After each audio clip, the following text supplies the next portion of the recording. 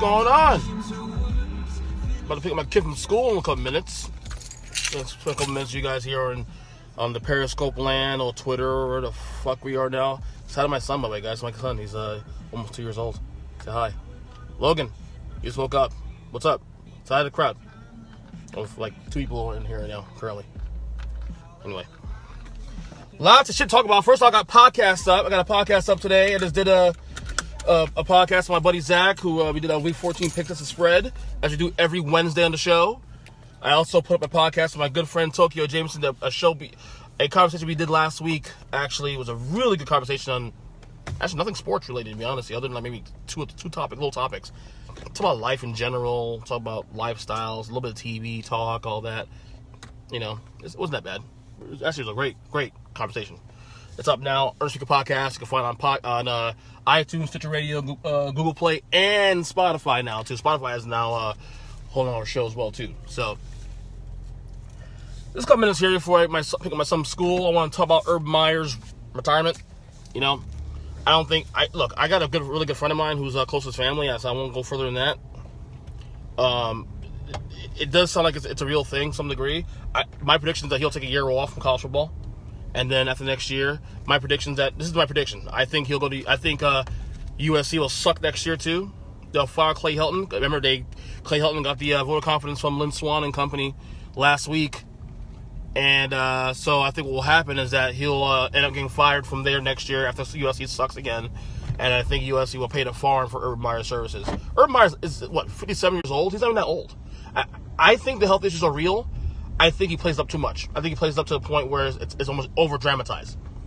So I do think he'll take a year off, maybe do TV again, do another year at ESPN. And I think after Clay Helton, if he gets fired next year, which I think USC, will likely do if they are mediocre or worse next year, they fire him and then pay the fine for Meyer, and that's just that. So. But yeah, I do. Urban Meyer, in my opinion, still, even though I'm not a fan of his or never been a fan of the schools he coaches, obviously Florida, who I can't stand, or Ohio State, who I can't stand, of course, he is, in my opinion, one of the 5 best coaches in the history of college football. See, I can separate my personal bias from what is the facts. The fact of the matter is he's a top 5 coach all time. Well, that's not a fact. That's my personal opinion, but you know what I mean. So, I don't know. I think Urban Meyer took a year off, and I think he'll see what happens next year. Jobs open up. Maybe he'll go to. I think USC is definitely a job he'll be eyeballing next. He's too young to retire. I mean, I know he has health issues, but I don't think it's as serious as it makes it out to be, because he wouldn't have came back the last time. I think he decided to leave because he realized the, Zach Smith stuff. The Zach Smith controversy. Things are going to get. I imagine Zach Smith's getting very, very chatty on Twitter now, calling out Tom Herman, and who knows, maybe he'll start calling out Urban Meyer. I don't know. I think he wants to avoid that issue being an issue moving forward and just get away from it. So, that's that. I have my Power 10 bottom 5, but I can't get a hold of it because it's on the screen. And if I move the screen to my notes page on the phone, I'll lose the feed here. So, I believe my Power 10 was Rams 1, Saints 2, Chiefs 3, Patriots 4, Chargers 5, Texans 6. I think I had the Texans 6. I had 7. I know 9 is the Bears, 8's the Seahawks, and 10 was the Ravens. So that's who I had as my my top 10. My bottom 5: Raiders 32, 31 was the Niners, 30 was the Cardinals, 29 I think was the Jets. No, I apologize. 30 was the Jets, 29 was the I believe it was the not the Bills. The Bills are in there. The Bills wait, the Bills are in there. 28, I think. The Jets are there. I know it's the Jets, Bills, Cardinals, Raiders, and Niners. Those are the bottom 5. I forgot the order. Who gives a shit? It's on my social media. Check on Twitter. Check on Facebook. All that. So yeah, again, check out the podcast I did today. Good stuff up there. What else I want to talk about before we get out of here? A couple of things I want to talk about. Oh yeah, the Heat stink. The Miami Heat, they fucking suck. I'm fearing that after the six game West Coast swing they go on, which starts I think on Friday. I think this is it. I think the season is curtains. I think it's curtains for the Heat. I am not biased against West Coast, Zach. I am not. I'm actually. Wait, in the NBA or in the NFL? What are you talking about? That's a BS argument. What are you talking about there? No. Anyway, the Heat are done. I think they're done. If this, they have to go 3-3 on this road trip to keep the season alive. They went 2-2 in this homestand. And it's homestand. I said a week ago that they had to go 3-1 or better because they already went behind the ball, and they're 5-9 at home, which I can't even believe that even is a thing. Oh, the bottom 5. Well, look, they suck. What can I tell you? 2032. I mean, wait, hold on. I have Buffalo in the bottom 5, and I have the Jets. What are you talking about? That's 2 New York teams. It's geography, right, buddy? Zach's telling me here now that I have too many teams on the West Coast on my bottom 5 when 2 of the teams on there are on the East, Buffalo and New York. And I had the Giants there for a lot of weeks, but they're out of there now because they're playing better football. So I don't see the logic. Raiders and Niners suck anyway, so they sucked all year long. But the Heat, this season on the line, they have, I can't remember the exact schedule, but they got to play the Clippers, the Lakers, the Jazz, and then they got to play, I believe, Memphis and Utah. Memphis and... My bad. Some idiot called me on the phone. I forgot to put on my Do Not Disturb option on my cell phone. That was stupid. I forgot to do that. Oh well. So I lost the last feed. So it'll look kind of fucked up on the podcast. I'll combine it again. Once I do all the editing after that on the actual audio podcast for this. But the Heat, they got a lot of work. I mean, they're 5 games under 500 right now currently. West Coast swing coming up. Games against the Lakers, games against the Clippers, games against the Grizzlies, games against the Jazz. Their season's on the line, and they can't go worse than 3. If they go 3-3, I'll live with that. That's holding the fort down. 3-3, I'll live with that. But if they go worse than 3-3 on this West Coast swing, it is curtains for the Heat, and I cannot wait till next year when they can actually get rid of all these bad, disastrous contracts. Hassan Whiteside, for example, who by the way left the game about a minute early, left the bench a minute early because I guess he's pissed off that he's not playing the fourth quarter. Well, I'm so sick of this guy, dude. Like even when I start defending him, he plays well on Sunday against Utah. He has the 23-19 game. He can't put it all together, man.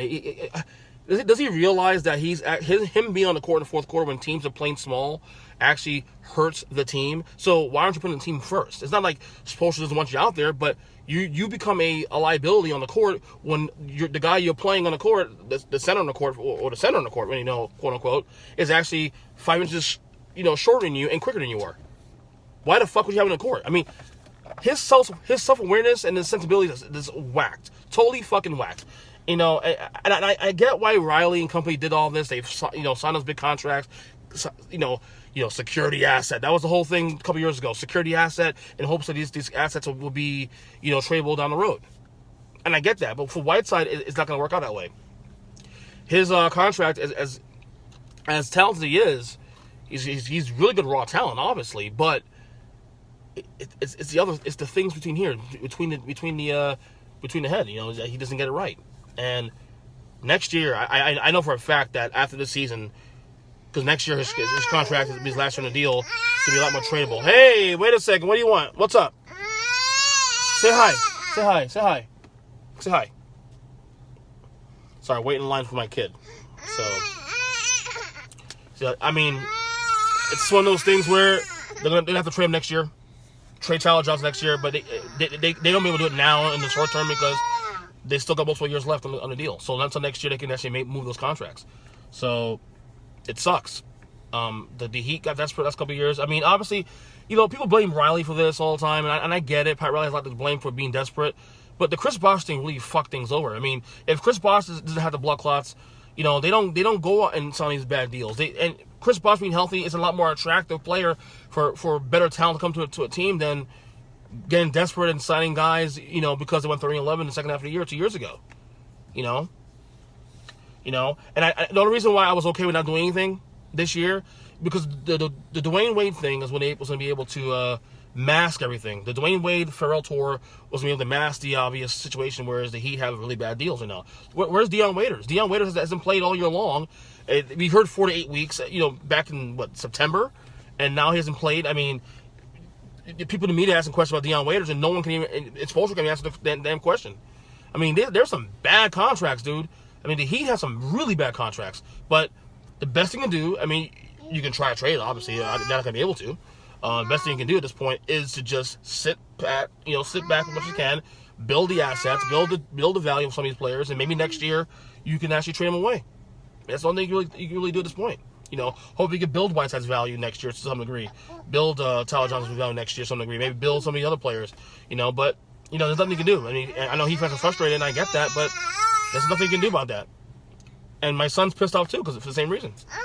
And the worst part with Miami Heat now too is that they're not even interesting. Last night I was watching the game against Orlando, and here it is. I'm watching the game against the Magic, and my wife and I are sitting on the couch watching the game. But we're also decorating the house for Christmas. We're also having a conversation. We're also just doing other things. And normally I'm much more engaged in the Heat game than that. When the Heat's on every night, I'm always engaged. This year I haven't really been engaged, and not because I don't love the team, but they're not interesting. And it's sad. It's just sad. So this West Coast trip here for the Heat is their season. They have to go 3-3 or better. If they go 3-3, I'll take that. I'll take chalk. But bad. I mean, just a bad start to the year. Again, 5-9 at home. I mean, that's just bad. Maybe a road trip is needed for the team to get started. I think we're done for this thing. I think my son's a little pissed off with this Heat talk. One more thing I want to talk about before I go is I want to talk about Kyler Murray. And I've been on the, talking about the Heisman, of course, this Saturday is the Heisman Trophy presentation. I've been, and I fully believe Tua will be the guy. Tua will win the award. But in the last 2 weeks, I'm starting to shift a little bit. Not saying that Tua shouldn't win it, but I feel like Kyler Murray has a pretty strong case, and actually just as much of the case as Tua. But the only thing that frustrates me about sports fans say is this. When somebody asked me the other day, so what are Tua's moments? Why does he deserve the Heisman? What moments does he have? I'm like, what the fuck are you about moments, dude? The guy's been fucking dominating the entire year. That the moments really are domination.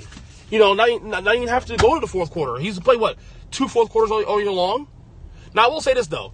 The fact that he got hurt didn't really hurt him, but the fact that Jalen Hurts came in the game and won the game from him late does somewhat hurt his Heisman chances, only because of the fact that it gives the idea that Jalen Hurts could still be the starter and this team will be almost as dominant. But Tua's been great. I think Tua's going to win it. But Kyler Murray, man, I mean, he the reason, the biggest case of Kyler Murray right now, honestly, is the fact that Oklahoma has to score 50 points a game just to win games. That means he has to do above and beyond his job to win games. Oklahoma's defense is fucking horrible. We know that already. So the fact that he has to score 40 plus a game to win games means that his value to his team is probably stronger than Tua's. I would agree with you if you vote MVP. Kyler Murray is more valuable to his team than Tua is to his. Not because Tua's not great, because Kyler Murray has to do above and beyond what he's doing, or any quarterback has to do in college football, in comparison to anybody else. Whereas Tua has a much better team around him, than Kyler Murray.